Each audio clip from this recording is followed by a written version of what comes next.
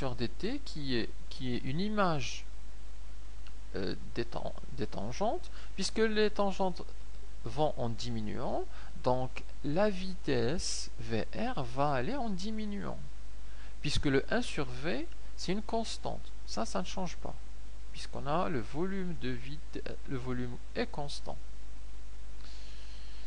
Donc, puisque les dx sur dt décroît puis s'annule, alors la vitesse de réaction va décroître et à la fin s'annuler. Elle va s'annuler quand? Elle s'annulera lorsqu'on aura atteint ce régime-là où on a le x de t constant, ce qui correspond en fait à la fin ou à l'état final de la réaction chimique.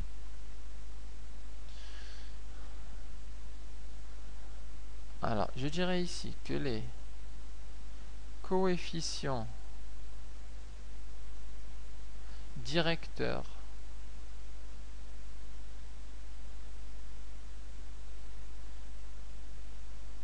diminuent et s'annulent. Il diminue et s'annule à l'état final de la réaction. L'état final, c'est cet état-là qu'on a lorsque le temps est très grand, où la réaction n'avance plus. État aussi qu'on appelle état d'équilibre. Alors les coefficients directeurs diminuent, s'annulent à l'état final, donc la vitesse va suivre la même tendance.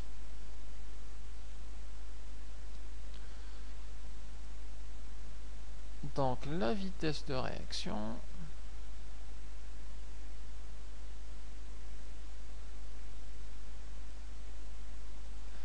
suivra la même tendance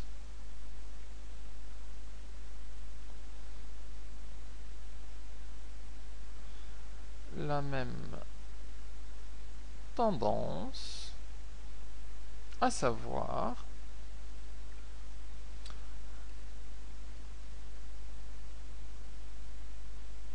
elle va diminuer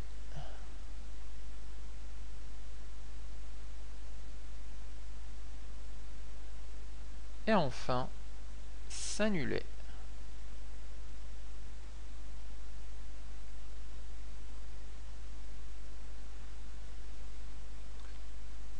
Elle va s'annuler à l'état final de la réaction.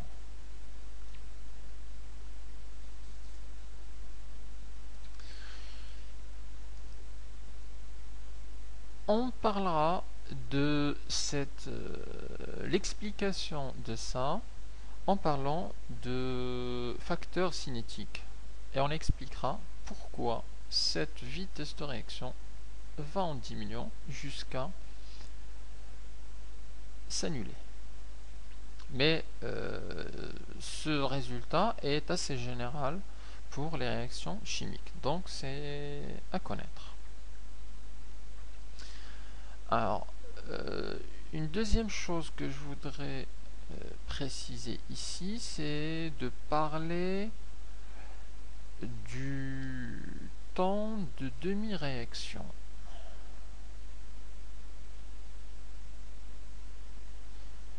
Temps de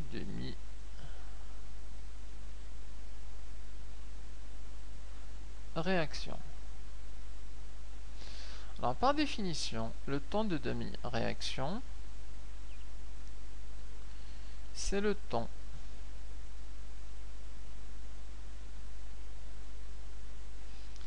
nécessaire pour atteindre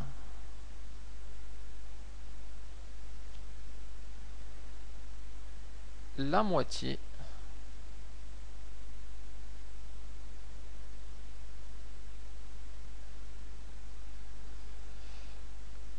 de de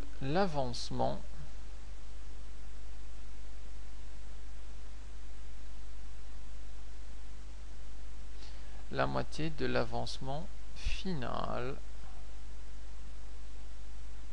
qu'on appelle XF ou Xmax.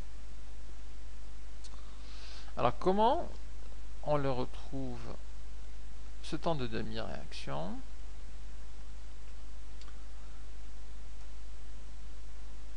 En fait, c'est graphique. On a ici le temps, on a ici le X de t. Donc l'évolution du X de t. Alors l'état final correspond à la valeur maximale qui est à un certain moment elle devient constante. Donc on peut faire ici la projection et ça nous donne ici le X final. C'est la valeur finale de l'avancement, de la réaction. Alors pour trouver le temps de demi-réaction, on calcule d'abord la moitié, on calcule X final sur 2, la valeur X final sur 2. Ensuite, on la positionne sur l'axe des ordonnées, donc sur l'axe OY. Troisièmement, on projette sur la courbe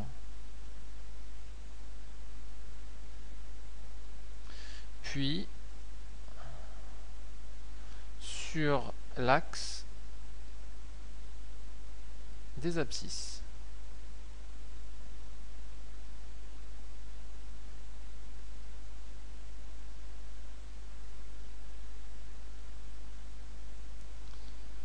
Alors, on va le faire ici. On a le X final. On calcule X final sur 2, ça nous donne la moitié de la distance, donc quelque part ici.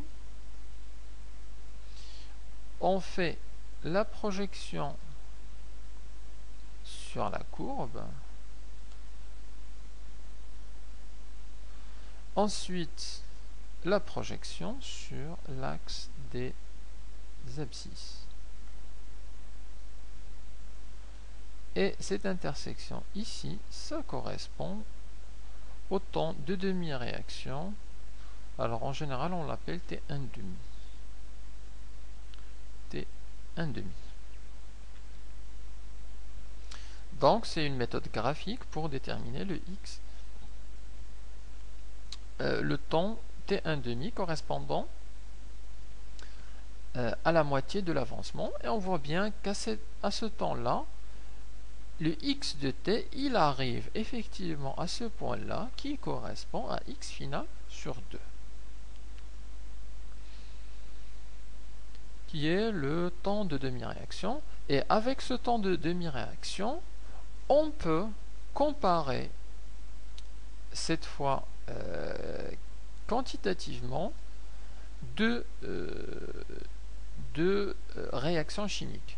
Puisque là, on prenait le temps, le t n'importe comment. Alors que là, on peut calculer le T1 demi du premier, le T1 demi du deuxième, et comparer à partir de là les vitesses de réaction. Je peux le noter ici comme remarque.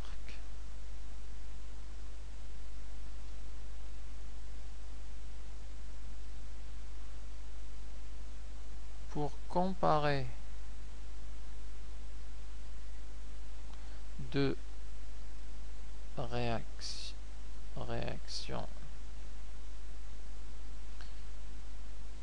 chimiques, on peut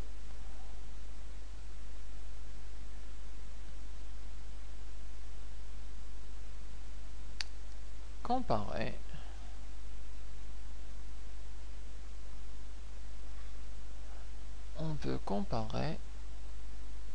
leur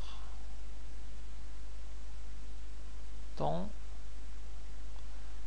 de demi-réaction. Et si par exemple je viens là et je dessine une autre courbe, admettons que j'appelle celle-là N1,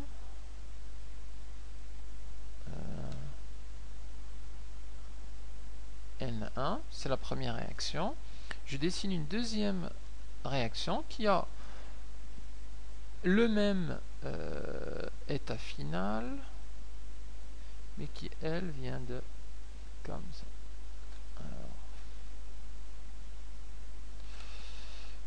Alors, ouais. Comme ça.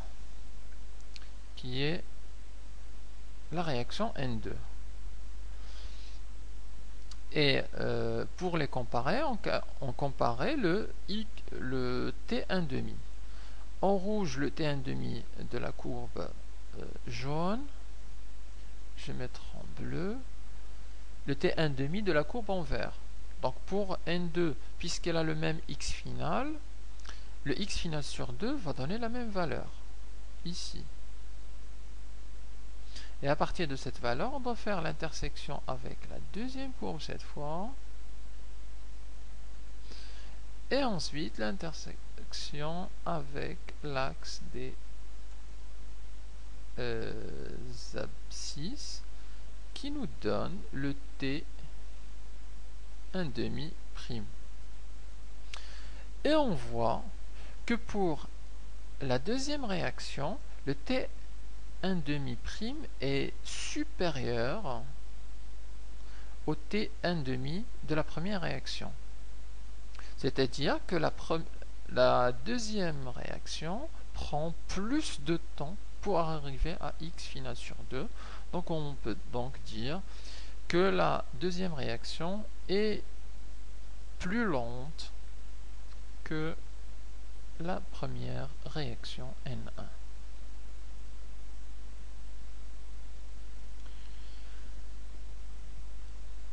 Alors, ici on peut dire T1,5 inférieur à T1,5 prime.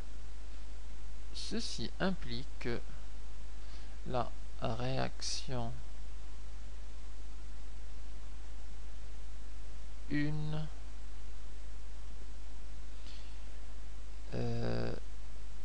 est plus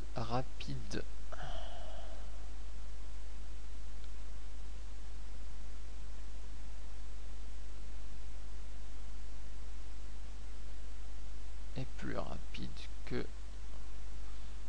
bien entendu, ça c'est la réac 1 et ça c'est la réac 2.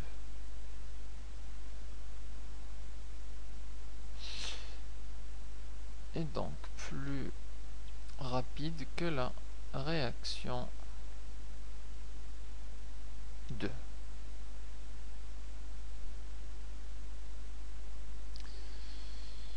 Continuons maintenant avec le suivi spectrophotométrique. On sait maintenant comment comparer les réactions, on sait ce que c'est qu'une vitesse de réaction, comment déterminer la vitesse de réaction à un point quelconque en utilisant les tangentes. On sait comparer l'évolution de la vitesse de réaction avec les tangentes. Alors maintenant, on va voir une nouvelle façon en fait de suivre une réaction